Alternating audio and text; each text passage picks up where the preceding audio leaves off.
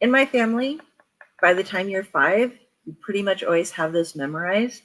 And I can recite the whole thing live because it is now in the public domain.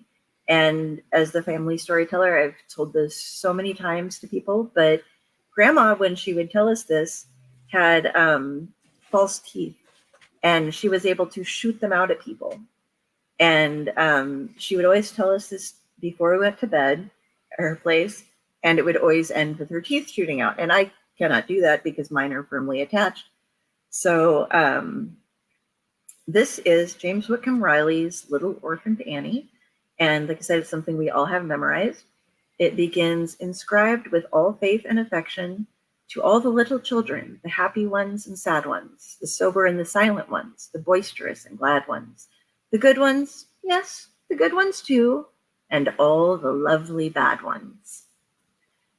When little Orphant Annie has come to our house to stay and wash the cups and saucers out and brush the crumbs away and chew the chickens off the porch and brush the hearth and sweep and make the fire and bake the bread and earn her board and keep. And all us other children, when the supper things is done, we sit around the kitchen fire and has the mostest fun, listening to the witch tales that Annie tells about, and the goblins that get you if you don't watch out. And once there was a little boy who wouldn't say his prayers, and when he went to bed at night, away upstairs, his mammy heard him call her, and his daddy heard him bawl. And when they pulled the covers back, he wasn't there at all. And they seeked him through the rafters and the chimney hole and press. They seeked him through the chimney flue and everywheres, I guess. But all they ever found was just his pants and roundabout. And the goblins will get you if you don't watch out. And one time a little girl would always laugh and grin and make fun of everyone and all her blood and kin. And once when there was company and old folks was there, she mocked them and she shocked them and she said she didn't care.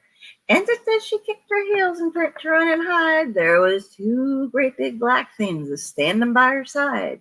And they snatched her through the ceiling before she knowed what she's about. And the goblins will get you if you don't watch out.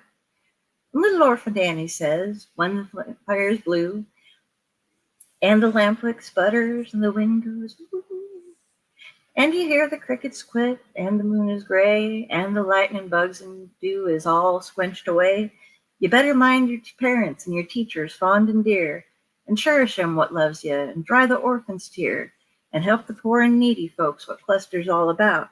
Or the goblins will get you if you don't